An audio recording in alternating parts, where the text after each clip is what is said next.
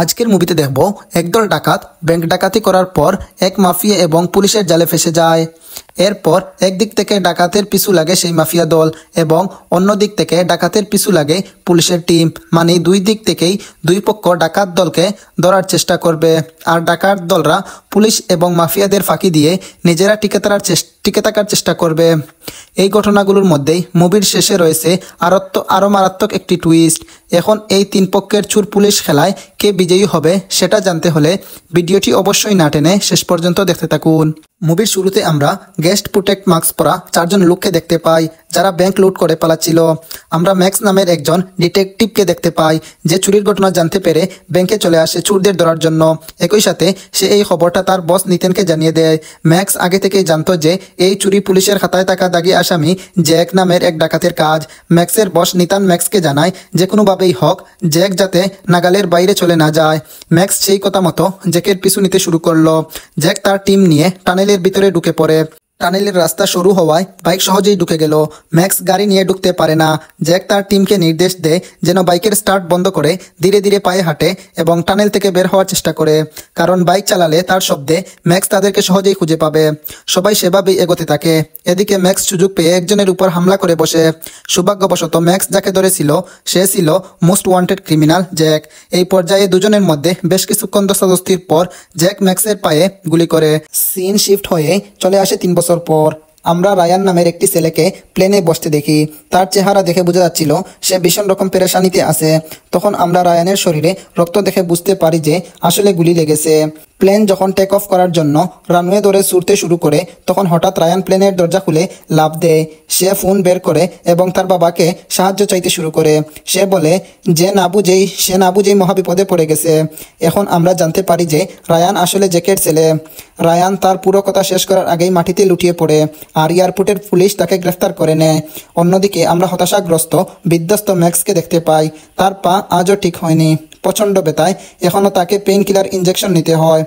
মানে আজ থেকে 3 বছর আগে জ্যাক তার পায়ে যে গুলিটা করেছিল সেটি ম্যাক্স এখনও সাফার করে চলছে।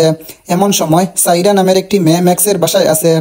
সাইরা ও পেশায় ডিটেকটিভ, একই সাথে সে ম্যাক্সকেও পছন্দ করে। পরের সিনে দেখা যায় ম্যাক্স আর সাইরা এক লোককে নিয়ে কোথাও যাচ্ছে। এই লোকটি খুনের আসামি, এর নাম ডিন। ডিনের উপর ওয়েস্ট ব্ল্যাক নামের একজন খুন করার অভিযোগ থাকলেও কোনো প্রমাণ নেই তার বিরুদ্ধে। ম্যাক্স যখন ডিনকে সহ গাড়ি নিয়ে ইনভেস্টিগেশন অফিসে আসে তখন ম্যাক্সের বস নিতান অন্য এক অফিসারকে দিয়ে খবর পাঠায় ডিনকে ছেড়ে দেওয়ার জন্য।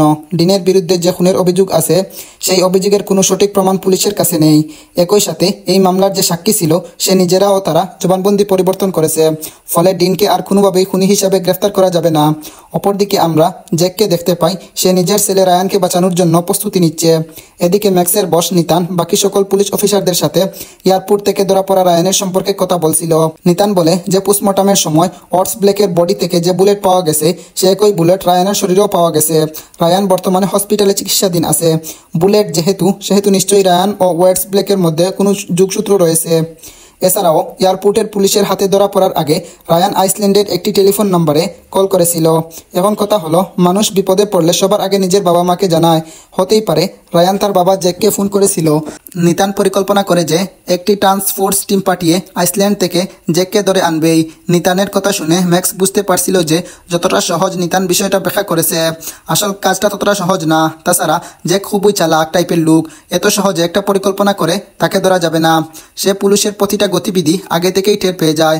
ম্যাক্স জ্যাককে ধরার বিষয় নিয়ে তার প্ল্যানটা সকলের সামনে বলে, সেটি নিতানের ইগুতে লেগে যায়। নিতান ভাবে ম্যাক্স তার পরিকল্পনাকে ইনডাইরেক্টলি অমান্য করেছে। এতে দুজনের মাঝে কথা কাটাকাটি সৃষ্টি হয়। নিতান ম্যাক্সকে খুঁচা দিয়ে কথা বলতে শুরু করে। সিন শিফট হয়ে চলে আসে আইসল্যান্ডে। আমরা দেখতে পাই টাস্ক ফোর্স টিম জ্যাকের বাড়ির চারদিক থেকে ঘিরে ফেলেছে। পুলিশ তখনও জানতো না জ্যাকের বাড়িতে জ্যাক আগেই বোমা লাগিয়ে রেখেছে, সেখান থেকে পালিয়ে গেছে। ফলে পুলিশের সদস্যরা বাড়ির কাছে আসতেই বোমা ব্লাস্ট হয়ে যায়, পুলিশ সদস্যরা মারা যায়। এদিকে পুলিশ চিফ থমাস কনফারেন্স ডেকে নিজেদের সুনাম করতে থাকে এবং বলে যে খুব শীঘ্রই সন্ত্রাসীদের শিকড় উপড়ে ফেলা হবে।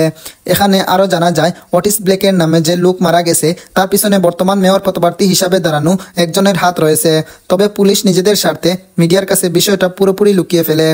তবে কি সেই স্বার্থ সেটা আমরা আরেকটু পরেই জানতে পারবো। ম্যাক্স টমাসকে পরামর্শ দেয় যেন রায়ান কোথায় আছে তা মিডিয়ায় জানিয়ে দেওয়ার জন্য। এতে সহজেই রায়ান বেঁচে আছে খবরটা ছড়িয়ে পড়বে আর জ্যাক তার ছেলেকে বাঁচাতে সেখানে চলে আসবে। আর তখনই জ্যাক হাতে নাতে ধরার উপযুক্ত সময়। টমাস ম্যাক্সের কথা মেনে নেয়, তবে অটাস ব্লেকের মার্ডার কেস থেকে ম্যাক্সকে দূরে থাকতে বলা হয়, কারণ ওই কেসটার ইনচার্জ নিতান। আর আমরা আগে থেকেই জানি ম্যাক্স আর নিতানের কথার মধ্যে কোনো মিল নেই, তাই তারা যতটা সম্ভব আলাদা থাকার চেষ্টা করে। এদিকে জ্যাক তার পুরনো বন্ধু রয়ের সাথে দেখা করে। অনেক দিন পর দেখা হয়, দুইজনই বেশ আনন্দিত হয়।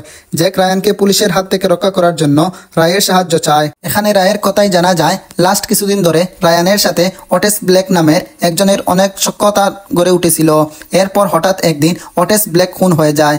তবে রয় জ্যাককে জানায় অটেস ব্লেক আর রায়ানের শরীরে একই রিভলভারের বুলেট পাওয়া গেছে। অটেস ব্লেক মারা গেলেও সৌভাগ্যক্রমে রায়ান বেঁচে আছে। আর এখন রায়ান পুলিশের নজরদারিতে রয়েছে। হতে পারে যে কোনো সময় ওই কিলার রায়ানের উপর আবার হামলা করবে। এরপর দেখা যায় জ্যাক সেই হসপিটালে এসেছে যেখানে রায়ানকে রেখে ট্রিটমেন্ট করা হচ্ছিল। রায়ানের শরীরের কন্ডিশন খুবই খারাপ ছিল। সেলের এমন পরিস্থিতি জ্যাকের জন্য সহ্য করা কষ্টকর। এদিকে সিসিটিভির মাধ্যমে ম্যাক্স আর সাইরা রায়ানের দিকে নজর রাখছিল। তখন সিসিটিভিতে ম্যাক্স জ্যাককে দেখা মাত্র তাকে ধরতে ছুটে যায়, কিন্তু দুরন্দর জ্যাক এবারও ম্যাক্সের চোখে ধুলো দিয়ে পালিয়ে যায়। জ্যাক হসপিটাল থেকে বেরিয়ে রয়ের কাছে চলে আসে। মূলত রয় আগে থেকেই গাড়ি নিয়ে অপেক্ষা করছিল। জ্যাক রায়কে বলতে থাকে যে রায়ানকে যে পরিমাণ সিকিউরিটির সাথে হসপিটালে রাখা হয়েছে তাতে রায়ানকে বের করে আনা প্রায় অসম্ভব। এই পর্যায়ে আমরা জানতে পারি যে রায়ান খুব অসুস্থ অবস্থায় হসপিটালে মারা গেছে। আর জ্যাক হসপিটালে এসেছিল এটা জানার পর টমাস ম্যাক্সকে অনেক কথা শোনায়, কারণ ম্যাক্সের ব্যর্থতা হলো জ্যাকের ধরতে না পারা। তবে ম্যাক্স টমাসকে এবারও রিকোয়েস্ট করে যেন রায়ানের মৃত্যুর সংবাদ পাবলিক না করা হয়, কারণ তাহলে জ্যাকরা রিস্ক নিয়ে রায়ানকে দেখতে হসপিটালে আসবে না। ফলে জ্যাককেও ধরাটা তাদের জন্য আরো কঠিন হয়ে যাবে। টমাস এবারও কিছু একটা ভেবে ম্যাক্সের কথা মেনে নেয়। অপরদিকে জ্যাক রায়কে নিয়ে সেই হোটেলে যায় যেখানে রায় থাকতো। ওরা রায়ানকে রুমে নিয়ে সবকিছু চেক করতে শুরু করে টাকা ভর্তি একটা ব্যাগ খুঁজে পায়। টাকার মধ্যে রক্ত লেগেছিল। জ্যাক বুঝতে পারে রায়ান হয়তো বড় কোনো ঝামেলায় জড়িয়ে গিয়েছিল। এখন কথা হলো এই টাকাগুলো কার বা কোথা থেকে এলো। রয় জ্যাককে বলতে থাকে এই টাকার নিউজ এবং রায়ের পুলিশের হাতে ধরা পড়ার আগে সে কোথায় ছিল সেটা মাফিয়া ওয়ার্ল্ডে ছড়িয়ে দিতে হবে। এতে কোনো না কোনো ক্লু অবশ্যই ফ্ল্যাশ হবে। পরের সিনে দেখা যায় সাইরা আর ম্যাক্সের মধ্যে তর্ক হচ্ছে। ম্যাক্স যেন জ্যাক আর তার কেস ছাড়া কিছুই বুঝে না আর বোঝার চেষ্টাও করে না। সাইরা শুধু এটাই বলতে চাইছিল যে ম্যাক্স যেন অটেজ ব্লেক মার্ডার কেসে একটু নজরদারি করে। সাইরার কথা মতো এবার ম্যাক্স অটেজ ব্লেকের মার্ডার কেস নিয়ে একটু ঘাটাঘাটি করতে শুরু করে। প্রথমে সে এই ব্যক্তির কাছে যায় এবং এই কেসের সাক্ষী ছিল, কিন্তু লোকটার কাছে ম্যাক্সের আনসার স্বরূপ তেমন কোনো তথ্য পায় না। তখন ফোন এলে ম্যাক্স জানতে পারে যে কেউ গুজব ছড়িয়েছে যে রায়ান বর্তমানে সেই হোটেলে অবস্থান করছে। ম্যাক্স সহজেই বুঝে যায় যে এমন মিথ্যা তথ্য কেবল জ্যাকই ছড়াতে পারে। এতএব নিশ্চয়ই জ্যাকের বড় কিছু প্ল্যান করেছে। একটু সময় নষ্ট না করে ম্যাক্স সেই হোটেলের উদ্দেশ্যে রওনা দেয়। এদিকে দেখা যায় জ্যাক আগে থেকেই রায়ানের রুমে এক কোনায় লুকিয়ে আছে, এটা দেখার জন্য যে সেখানে এই ব্যাগ ভর্তি টাকার খোঁজে কেউ আসে কিনা। সে রুমের ভিতরে উপস্থিতি টের পেয়ে আড়াল থেকে বেরিয়ে এসে গুলি করতে থাকে। কে এসেছে, কেন এসেছে এসব দেখার জন্য তার হাতে কোনো টাইম নেই। ম্যাক্স যতক্ষণ হোটেলে আসতে ততক্ষণ জ্যাক অন্য এক পুলিশকে শুট করে সেখান থেকে পালিয়ে যায়। যেতে যেতে ম্যাক্স তাকে দেখতে পেয়ে পিছু নিতে শুরু করে, কিন্তু জুড়ে দৌড়ানোর কারণে ম্যাক্স সিঁড়ি থেকে পড়ে গিয়ে প্রচন্ড ব্যথা পায়। এই সুযোগে জ্যাক সেখান থেকে পালিয়ে যায়। ম্যাক্স হোটেলের করিডোরে ফিরে আসে। সেখানে সে একটি চশমা খুঁজে পায়।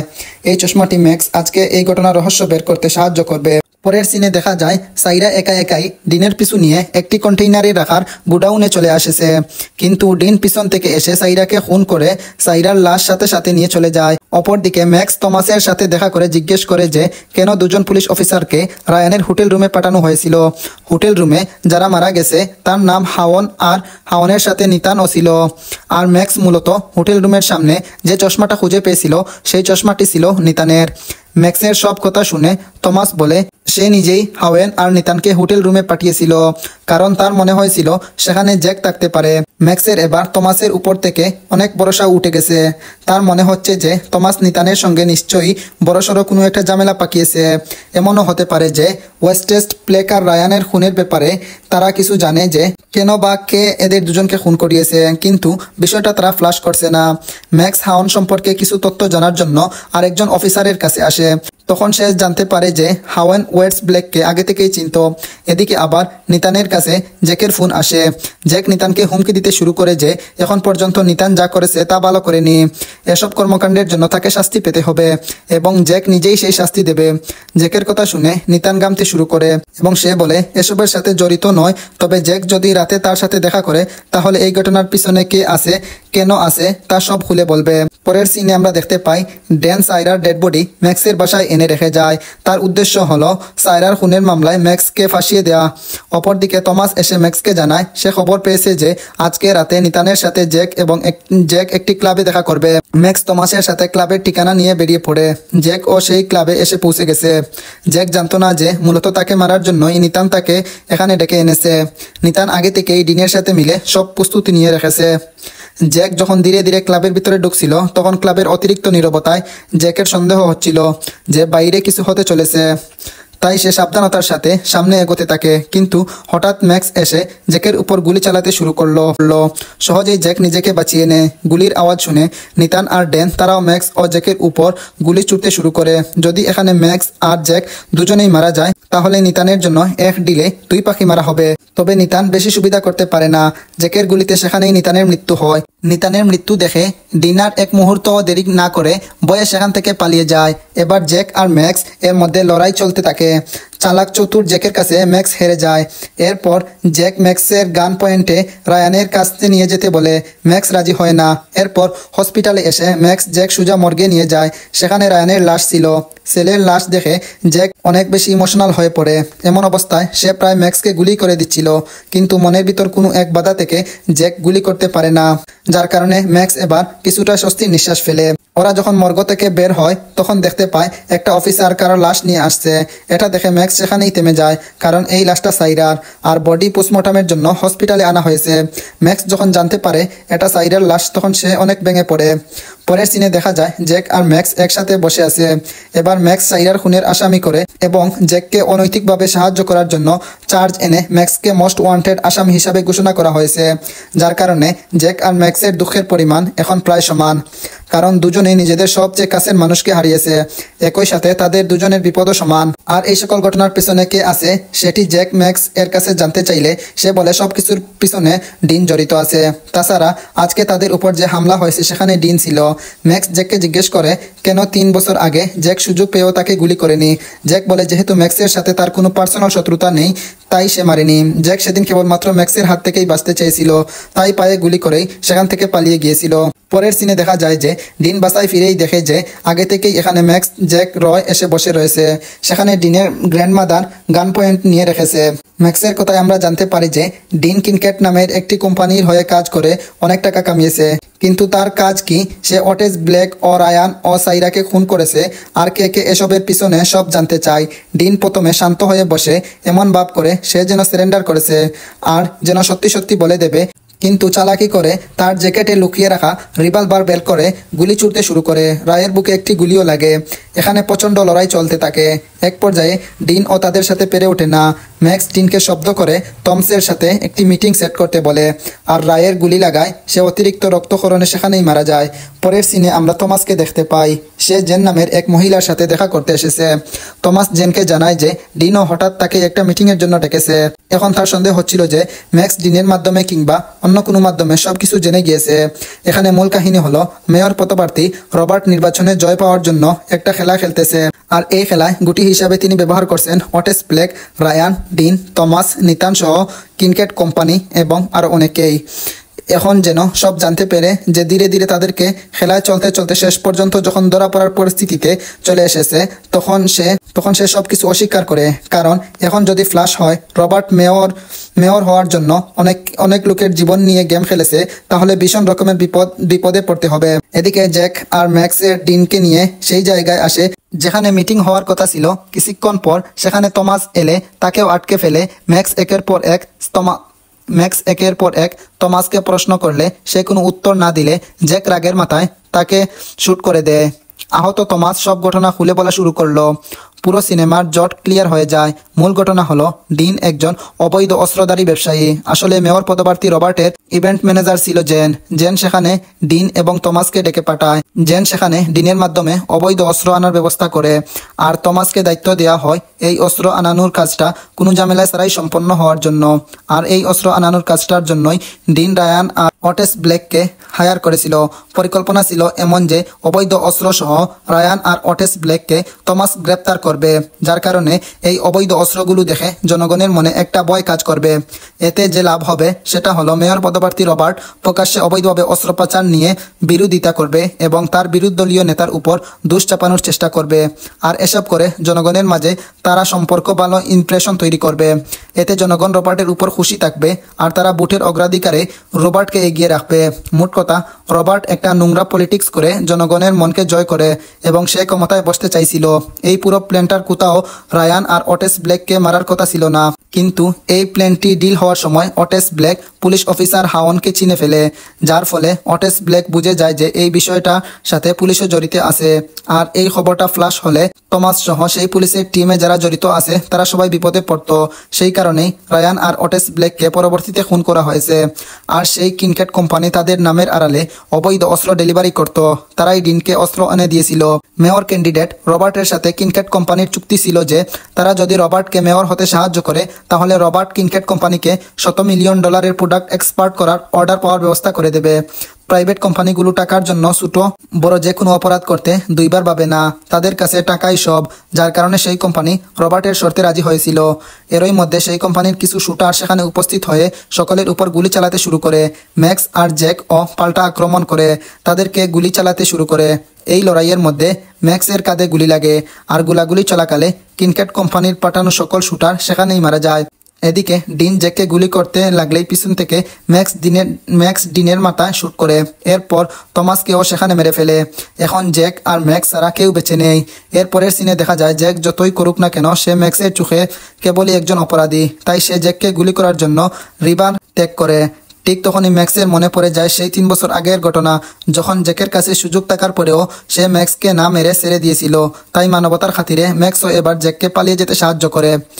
এরপরেই সেখানে পুলিশ টিম চলে আসে। ম্যাক্স স্বেচ্ছায় সারেন্ডার করে, কারণ প্রমাণ না হওয়া পর্যন্ত সে এখনও সাইরার মার্ডার কেসের আসামি। আর এখানেই মুভিটি শেষ হয়ে যায়। ভিডিওটি কেমন লাগলো তা অবশ্যই কমেন্টে জানিয়ে দিবেন। সেই সাথে আমাদের চ্যানেলটি সাবস্ক্রাইব করবেন।